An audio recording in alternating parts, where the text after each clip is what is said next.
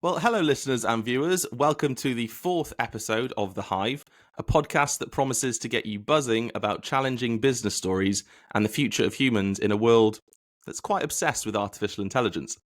I'm your host, PJ Sherman, founder and director of BlackBee Group. We turn your content into a lead generation machine and find talent for your business, all aided by AI and data. Fortunately, we don't do engineering, so I'm not stepping on Paul's toes. And as I mentioned, joining me today is Paul Barker, who started his career as an apprentice engineer, then worked as a design engineer for many years before transitioning to the world of further education. In May 2023, Paul set up Enter Engineering, a recruitment company that focuses on identifying and developing emerging engineering talent. So welcome to the podcast, Paul. It's great to have you on. Thank you, PJ. Thanks for inviting us to be a guest. My first ever podcast, this one, in terms of being a guest. So, yeah, very excited. Well, that's my first question then, really. How does it feel being on the other side? Nerve-wracking. I think that this is, I'm out of my comfort zone doing this a little bit, if I'm honest with you. And I do I don't know how you feel, but I do actually get, before each podcast, I do get a little bit nervous doing it. I think once you get into it, though, once you're into the flow, it's all good. Yeah, I'll admit that. It's why I have a structure sheet, so I can go, stay on track, PJ, stay on track. But also this week, we're talking about recruitment. You know, it's our bag, so hopefully we know what we're on about. Well, what I want to start with then, Paul, is going right back to the start of your career, because for everyone that's listened, Paul's had a really interesting career in terms of starting in engineering, then transition to education, and then sort of push those together into recruitment. So could you just take us from the beginning, Paul? You know, you starting your career as an engineer and how you got into that in the first place. Yeah, so it's a funny one, really, because I didn't really know what I wanted to do when I kind of was leaving school. So I was always quite kind of creative and arty, into music and kind of skateboarding. They were my two kind of like main passions. And I was going to go to sixth form to do art. And that, in hindsight, probably would have been a bit of a disaster if I'd gone down that path. But just very much didn't know. I wasn't particularly academic. I wasn't interested really in that kind of side of things. School just seemed to like pass me by a little bit. And then one day Rolls-Royce came into school to talk about apprenticeships. And I'd never really considered an apprenticeship, didn't really know what an apprenticeship was. But all I thought was, well, I can actually leave school now and go and get this job where it's kind of structured and there's training and development and I get paid. So I kind of went home and told my mum and dad, who were like, yes, I'll get him to do that apprenticeship, so he doesn't do art at sixth form. So then ended up getting an apprenticeship. Now, how it tends to work with apprenticeships, especially engineering apprenticeships, is it's usually your parents know somebody. And there's a lot of that goes on. And this is kind of one of the things that you see as you get into, when I progressed within the world of education, that the system doesn't work for the majority of people. It tends to be those that can navigate that system, either because they are kind of clued up and experienced and aware, but definitely for early careers, parents and guardians play such a pivotal role in ensuring their young person kind of gets those opportunities. So I kind of started off as an engineer. Had no idea what to expect, but I loved it. But what I loved, it wasn't necessarily working as an engineer. I just loved being on a shop floor with like men. All these like men were there, and like they were kind of like just the camaraderie and the things that used to go on, in the kind of like mid-90s on a shop floor in working class Burnley. It was very, very entertaining. Some real funny characters and stories. So I just loved being, as a young lad, growing up in that environment, learning from people, learning from people in a positive way, and also learning what you didn't want to be in life. I kind of what I saw, so my apprenticeship was kind of 4 years, and what I saw within that time was a lot of people who never really got out of first gear. Do you know what I mean? They kind of Yeah, like, I do. they just, I mean, and that's fine. That is fine. Some people, you need people like that. You need the people to do those jobs, but some people just accept that level. And for me, doing that apprenticeship, it made me realize what I do want in life, but also what I don't want in life, and what you need to do to kind of get out of that, and and be on a path to success, I suppose. Yeah, I totally empathize with that, because my background was, and I've mentioned it on the last episode, not the background you'd expect on first meeting me. But just quickly going back to Burnley, I know a lot of people from Burnley, great characters, so I can imagine what the workshop would have been like. Plenty of banter, but decent, hardworking people. But yeah, my background is similar to that. I didn't have anybody to really direct me where to go. I had the careers advisor talking about options, but my mum's disabled, didn't really work. My dad was a security guard. We didn't know anybody. So, and I often look back and go, God, I wish I'd had the opportunity to do an apprenticeship rather than go to university and do a bit of a Mickey Mouse degree, because I definitely would have gone down that route. So there is something to say about helping people who aren't in a network that can help them get into that sort of career. Big question though, would you do that career path again, knowing what you do now? Oh, absolutely. Yeah, I think that it was. The funny thing is, I remember when I completed my apprenticeship. So, like, when you're the apprentice, you can kind of like. I mean, things are a little bit different now, but back then you could kind of get away with murder. My kind of like existence. So I was like the butty boy.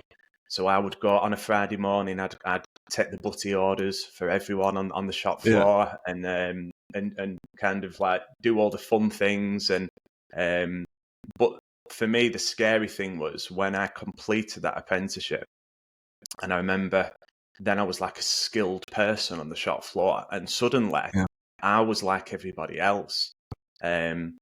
And that scared me to death, because I'd gone from being this protected apprentice who, everyone likes and keeps an eye on, to suddenly you've got to pull your weight, because, you're skilled and you're getting paid the same as everybody else.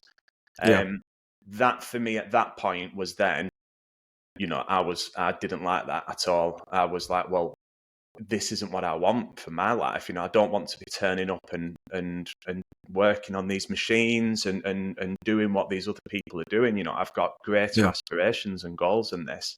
But it had very much kind of laid the foundations and given me a level of experience, competencies, academic level as well, but also kind of the insight and the foresight to knowing what I needed to do then to take my career to the next stage. So once I basically then went to university, I decided to go to university full time to get a degree, because I wanted to step out of that shop floor, go into the design office as a design engineer. I remember speaking to my manager at the time about it, inquiring what would be the chances of me kind of working up in the design office, and it was just a flat no. He just said, that's not an opportunity. We need you on those machines. And at that point, I was like, right, well, I'm out of here then. And at this kind of same time, my now wife, then girlfriend, had gone to university at Manchester. So I'd been going over to see her in this kind of like, and obviously I knew Manchester. I'd been to Manchester, but not kind of seen the nightlife. And I think after a couple of nights out in Manchester, that was the main driver to go to Manchester was the music and the nightlife, really. And I thought, well, if I go and do a degree, I can like legit move over here. So that was my next kind of decision to quit work and go and study full time for a degree. Yeah, it was one of the reasons I wanted to go to uni as well. So I grew up in the back end of nowhere. So when you actually experience a city for the first time, you think, "Whoa, wow, this is fun." But now I've gone full circle, and I just want to live in the countryside again. But quickly, I just want to pick up on the mindset there, because it seems we were in similar situations, because, you went down the engineering route, but we're creative, art, music. I ended up going to uni to start studying law to be a barrister. But again, I was a creative. I like to write, What was your mindset like at the time, thinking I'm going from wanting to do artistic endeavors to something super, super technical? Did you feel like you were abandoning your art? Were you happy about that? Walk me through the mindset there. Yeah, I think it's funny because living in Burnley, so like when I started going out into town on a night out, I was kind of like, 16. Yeah, And once once you get over the fact that you can go out and the novelty of kind of going out and getting a drink and stuff like that, and, wears off and you start actually seeing your surroundings and what's on offer. And it was yeah, a very much a generic, Burnley was a bustling, it always has been a kind of bustling little town and a good little night out, if that's your thing. But as a kind of like, 16 to kind of like, 20, 21-year-old, trying to kind of exist in a town where there's nothing really on offer in terms of what resonated with me. There wasn't really many places to go hear good music, to yeah, kind of, to be surrounded by the people that I wanted to, those people existed. But then once I kind of went over to Manchester and saw that, that felt like this is where I need to be. This is kind of where I belong. And the engineering allowed me to facilitate that, having that. I could, I spoke to the university and they just said, yeah, you can just start. There's no problem. You've got your apprenticeship, you've got your HNC, no problem. yeah. We'll enroll you. So that kind of Great. allowed me, it was like a gateway into this city and this new life, which allowed me to be around these. I was meeting, what it's like to uni, meet all these people. Yeah, These are the people that are still my friends now. But I did other things. So like, I was a record collector and we used to do a bit of DJing and put club nights on and things like that. And, going into the city and around the shops and, so it was like the engineering thing. It was just what I did. It was my job. It was never at that time a kind of passion or a major interest. You get some people who do engineering because yeah, they are, they're into engineering, they're into all that stuff. I never was.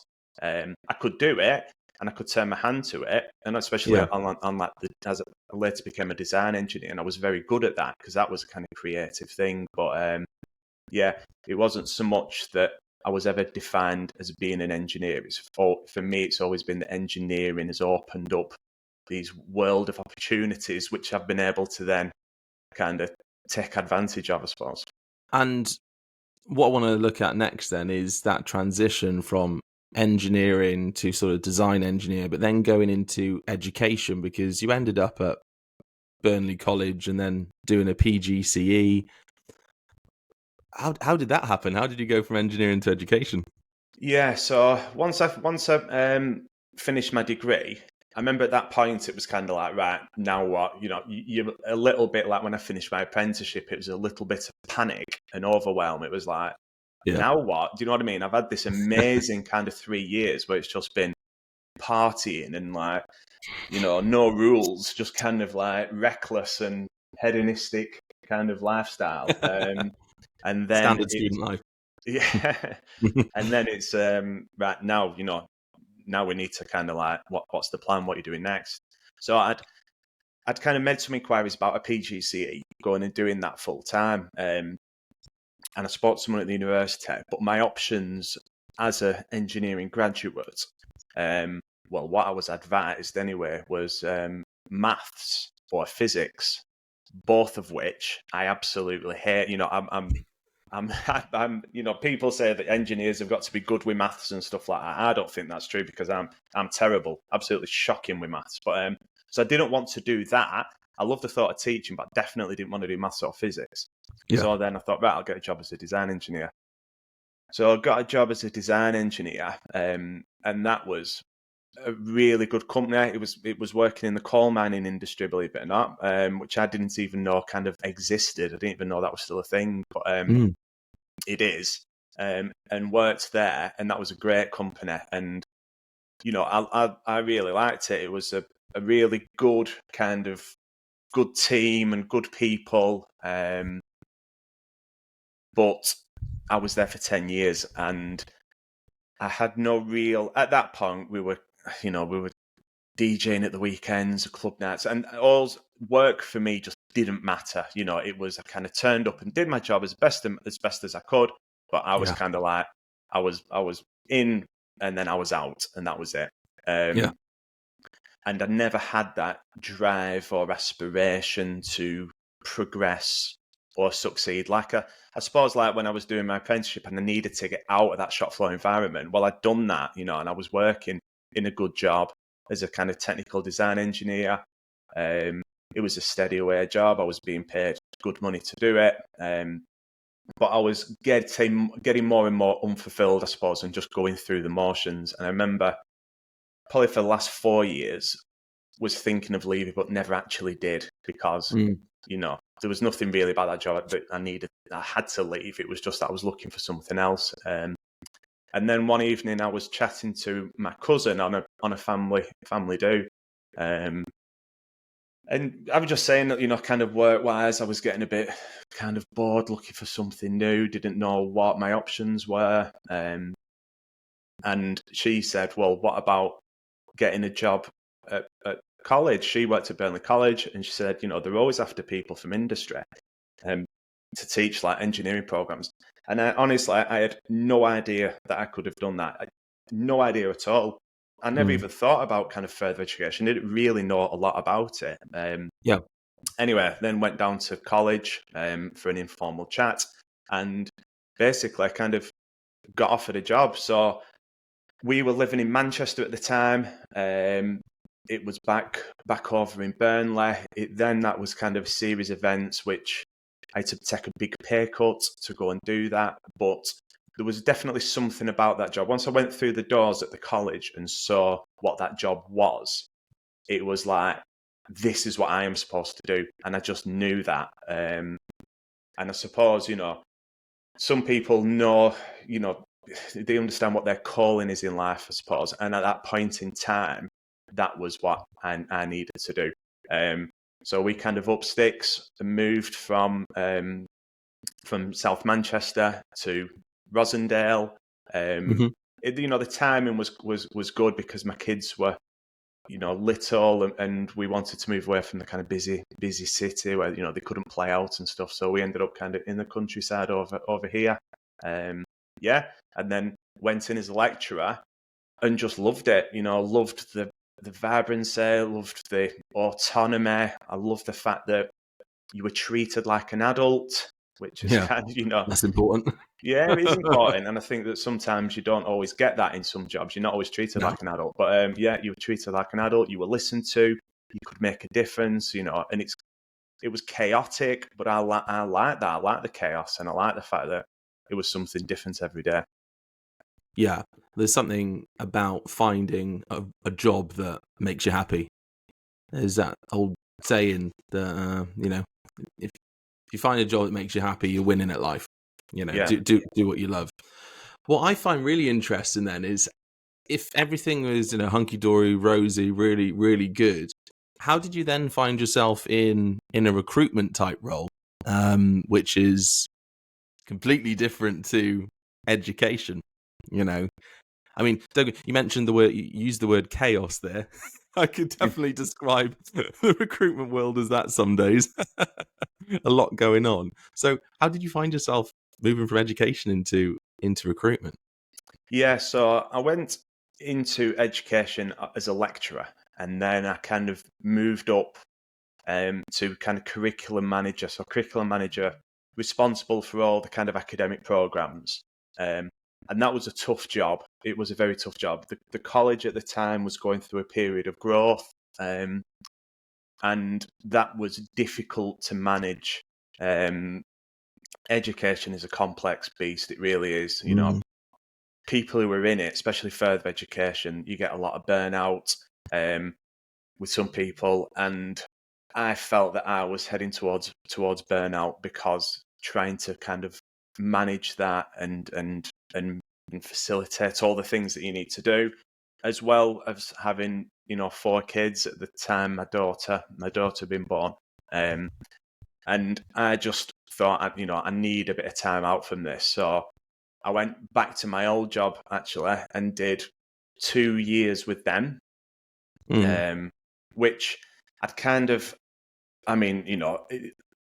absolutely no, I wouldn't say anything negative about my old employer at all. They were absolutely fantastic. But for me, it was like, I suppose, going back to an ex-partner. Do you know what I mean? It was like, I kind of went back and thought, I've probably made a little bit of a mistake here, because it wasn't enough. I was used to that chaos, and I was used to spinning all these plates, and suddenly I'd gone away from that, and I'd gone back to this kind of job which was nice and easy and just kind of steady away. But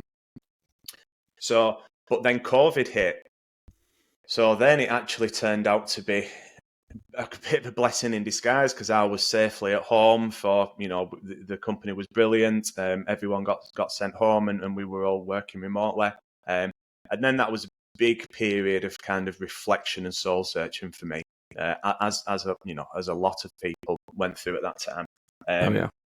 And I decided that actually I wanted to go back into education. So I then got a job at another college, local college, working as head of sales and recruitment for apprenticeships and training. So that was basically engaging with employers to get, advise them about apprenticeships and to get them to kind of like consider taking on an apprentice and coming with the college. And then during that period, what I realized is actually there is a massive skill shortage, particularly in engineering and manufacturing. And in some ways, education establishments struggle to, every year you've got all these young people that are in education, and then the year after another load more come in. But where did they go? And it's back to what I said right at the beginning. If you get these young people who don't have that support network around them, and when you're actually in it and you see them come through and you think, they're leaving college in like a month's time, and they've got nothing sorted. They've not got a university place sorted. They're talking about getting a job, an apprenticeship. They've not got it sorted. And then they leave. But then you get other people who kind of, people who engage with it within education. I really admire that, especially as an adult returning to education. So we used to see a lot of people that would come, they'd come and redo the maths or English because they failed it first time round, and it's something that they've always wanted to get that GCSE just for themselves to prove they've done that. Well, for me, that demonstrates an awful lot about an individual if they're going to go and, re-engage, step out the comfort zone, do something that, scares them a little bit. And because education can be scary for an adult. But I saw it time after time, adults that had come and do evening courses to develop the skills, adults that would come and return to higher education and do it part-time. And then, so what I then saw is, right, so you've got all these people who were really good and capable. And then you've got these employers who can't hire, who can't recruit. Well, then, so what if you set up a business where you were helping the employers to find people, but maybe the people that are going unnoticed, or the people that don't have a voice, or the people that need a little bit more support? And not in terms of, this isn't charity. We're not like, give this person a chance, they deserve it. These are really good people. It's just that for me, and I knew this for myself trying to find a job, it's not easy to find a job. Finding a job is really, really tough. You're on your own. It's like, go out and find a job, and everything's kind of reactive. It's like it's about chasing vacancies. It's chasing a specific post, and you've got to find that. You've got to find that vacancy. You've got to get through that job description. You've got to read those essential criteria, which you don't hit. And then you've got to make a decision you're going to apply for that. And then you get knocked back because you don't hit that criteria. And it's just this vicious cycle of like unfairness and complexity. Who's winning? Who's winning from this? You know, we've got like all these hoops that we're forcing people to jump through. It's a bit like not Hunger Games. What's it called? The thing on Netflix where they've got a Squid Game. Squid Games. It's like Squid Games. Recruitment's like Squid Games. It's like, you know, let's see if we can shoot them and kill them. You know, let's not try and get them through. You know, it's like a battle royale. And for me, it's if you put a business together where you were a bit more considered about the belief that people are capable. You know, people can do things. You know, I was an engineer not because I'm.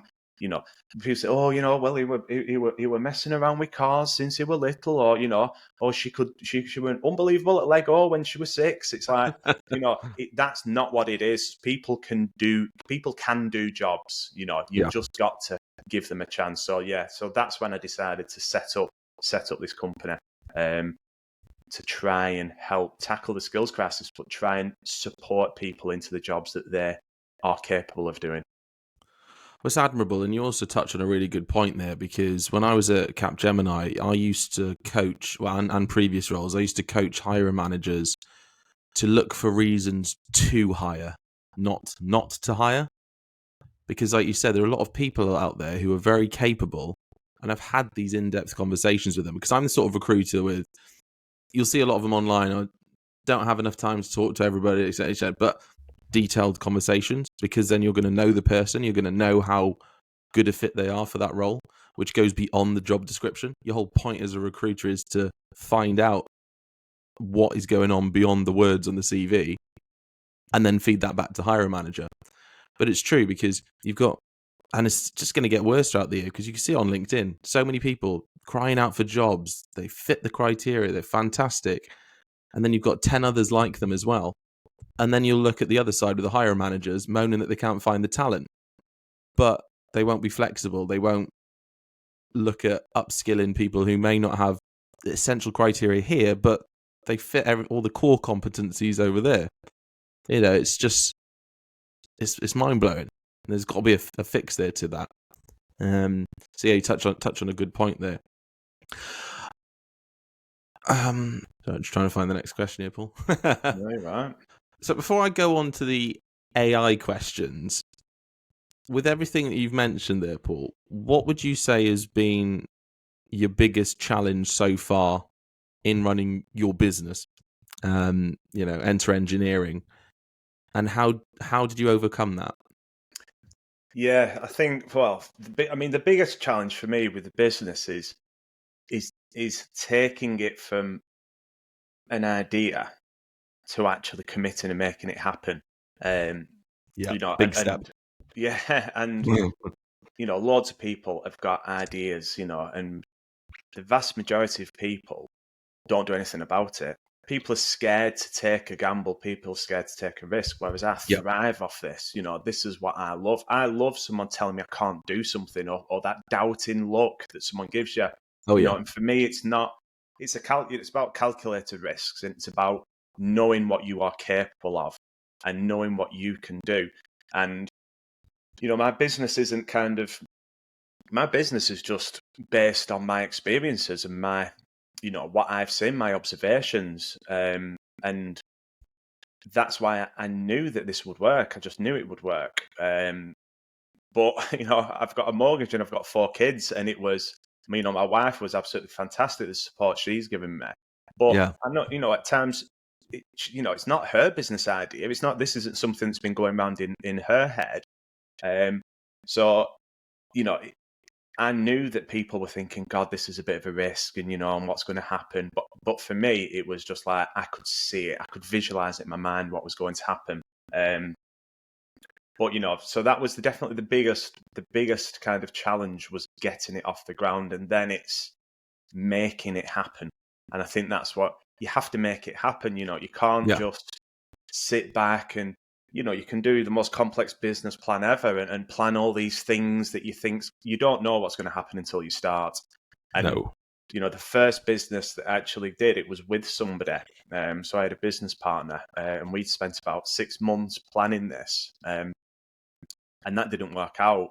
He already had a business that was doing really well. And I had to make a decision that I couldn't I needed to go in all the way in and commit. So I kind of stepped away from that and then kind of launched my own thing. And it's worked well. Does everyone want to hear this? Back to what you mentioned about hiring managers, they want what they want. And I think that's one of the things I come up against, because I'm not really interested in finding people, the kind of like, the experienced kind of engineer who's got this and this and this, and, they're going to come and do this job. I'm more about looking at creative ways to recruit, giving people a chance, looking at upskilling, those kind of things. But what is, and you talk about like, being able to go with the flow and flex, one of the things that I was always wanting to achieve through this business was, once you are speaking to engineers and once you are speaking to them about what they could do and what their progression opportunities are and how they can better themselves and have a successful career, talk about careers within further education, because there's a kind of nationwide shortage of skilled engineers that go into further education. And the reason being is because they're not aware they can do it. And so it's exactly like I was saying with my story. I had a conversation with my cousin one night. I had no idea that I could do that job.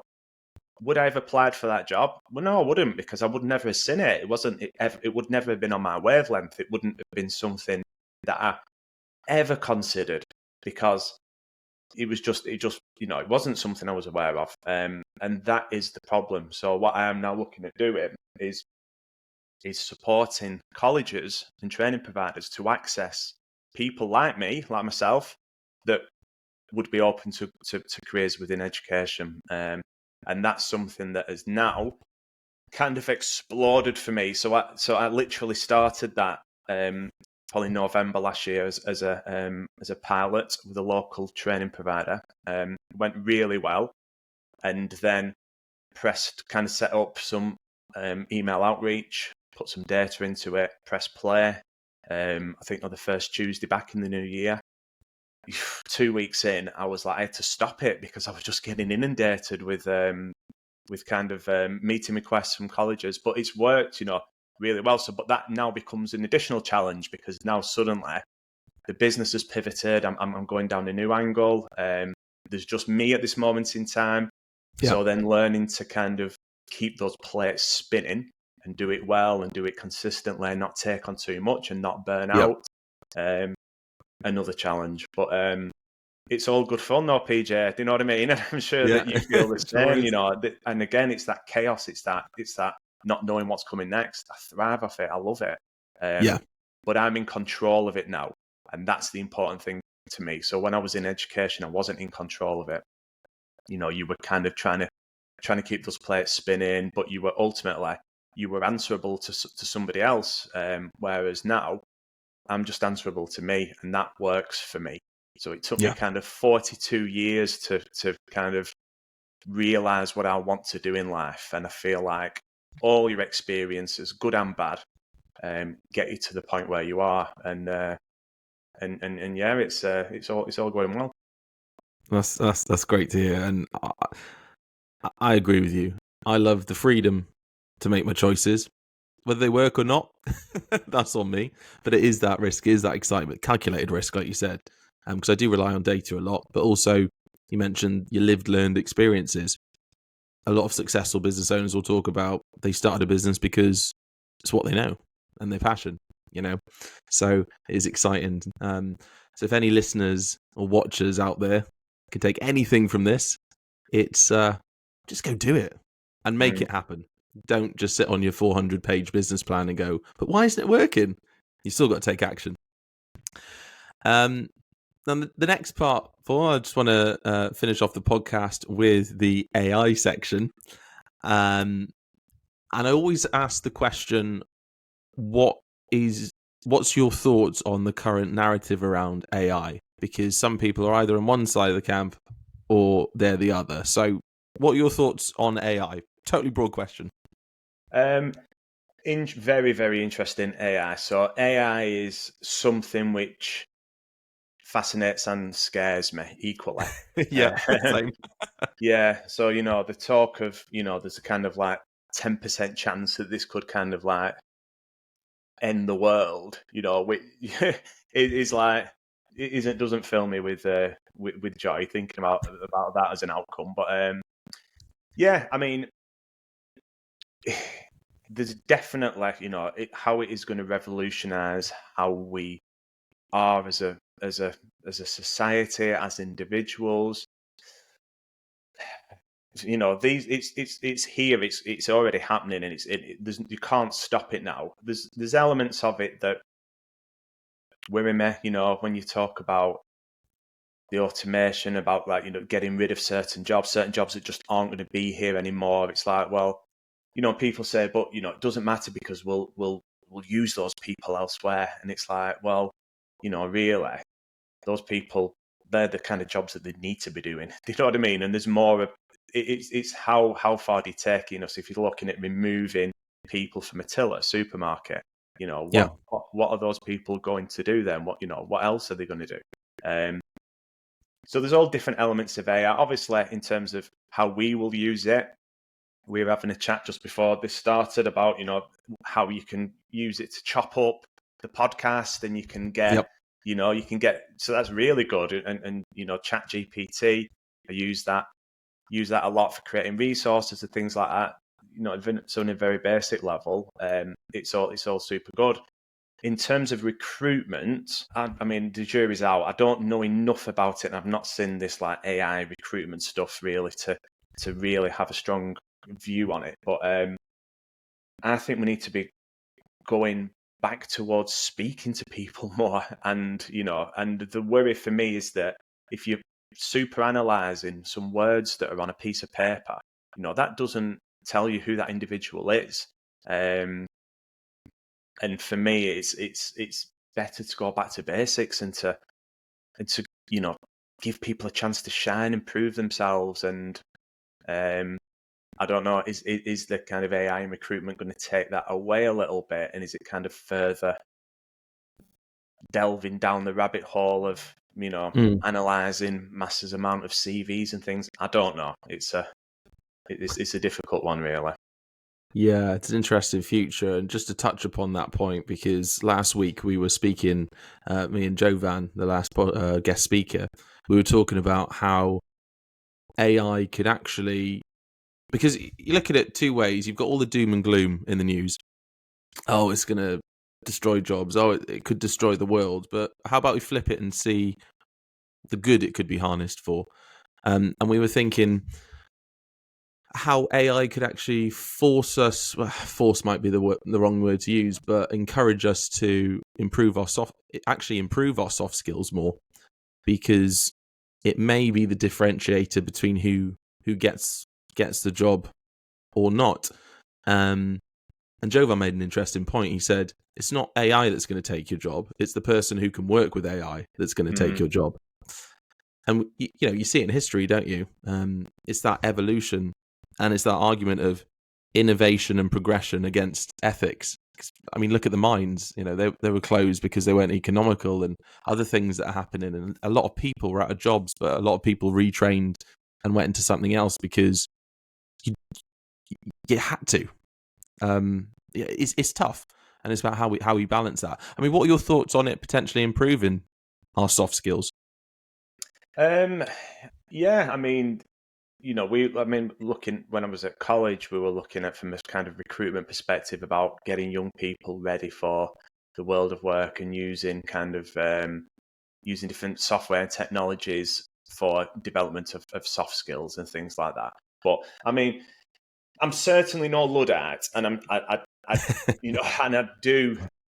I mean, I watch a lot of YouTube videos about AI and about what it can do, and if you look at kind of like in terms of medical developments, being able to scan screen scans for kind of cancer and things like that. Undoubtedly, absolutely, what an amazing development that could be. But I suppose I don't know enough about it to have a really strong opinion either way. There's a part of me that likes. Everybody likes things the way they are. Do you know what I mean? in some respects, and but it's like you're saying, you've got to move with the times, and you've got to embrace the technology. You've got to be aware of it. And what would be interesting is I think in some ways, one of the problems from this will be that as the technology progresses, do the people progress with it, like you just mentioned? And I think that if you take engineers, when they transitioned from the drawing boards to the computers, so you had all these engineers that were absolutely wizards on a drawing board, creating these technical drawings by hand. I know. What a I saw skill. the Titanic ones. They're amazing. Honestly, amazing. Like a real, art, that's art. Learning to do that is a real craft. You take those people and suddenly put them on a computer, and they've got to design on a computer. And I saw it with some of the older design engineers when I was working. They struggle. They struggle to do that. And how does industry adopt this technology and make sure that their staff are able to? And that's the thing for me, the argument about what we now need to do about giving young people a chance and getting them on board, because a lot of these jobs, the skill sets is going to be different. It's digital skills, it's digital confidence. Like my son, if I give him my iPhone, so he got a phone. He's gone to high school this year, and we got him a phone when he went, his first mobile phone. Within 2 days, the things videos he's making, he's doing these TikTok things. And I'm like, oh my God, this kid is good. This kid is good with technology. Yeah. And he doesn't need to go and get a degree in engineering, or he doesn't need to go and get 6 years experience as an engineer, because he's got that innate ability. He's got that ability to pick. He's good with technology. So you need to find these people, and the recruitment process needs to change. That instead of being hell-bent on this experience, you need to be looking for other skills to be able to make sure that this technology can be embraced and adopted. Otherwise, I think some employers are going to be left behind. Yeah, absolutely. It just comes back to that innovation, but ethics as well. How do we blend the two? So it's fair, but we also don't get left behind. Absolutely agree with you. I'm just going to wrap this up now, Paul, because I've got a meeting at 10 I need to jump on to, but we've got almost 45 minutes of footage. This is cracking. Yeah, so this is going to be a great one. Yeah. So what I'll do is I'll do an outro, but then I'll ask you if you've got any final thoughts. So, if you want to plug the business or do something, it's open for you to say what you want. So there you have it, listeners and watchers, the 4th episode of The Hive. I hope you found it fascinating and inspiring. If you did, please do subscribe to the podcast on whatever platform you're listening to us on, and hit that subscribe button on YouTube if you're watching. Thanks again for joining me, Paul. It's been really fascinating to talk to you, and also the fact that you worked in engineering, education, recruitment. It's been really insightful, and got similar backgrounds. So that's it was good to have that chat. Thanks for joining me. Yeah, no problem, PJ. Thanks for having us on. It's been a very enjoyable first experience as a podcast guest, and thanks a lot. Of course, appreciate that. Any final thoughts before we go? I suppose it's just, if anyone listens to this podcast and would like to chat more about their career opportunities, about how they can progress and become successful, either as an engineer or potentially as an engineer going into education, then feel free to reach out to me on LinkedIn, and I'd be happy to have a chat and offer any advice or support. Perfect. You heard it here first, everyone. What I'll do is I'll put Paul's LinkedIn profile link at the bottom of this podcast, and also I'll include it on all social media posts that I do for you, Paul. But again, thanks for joining me, Paul, and see you on the next episode, everyone. Bye for now.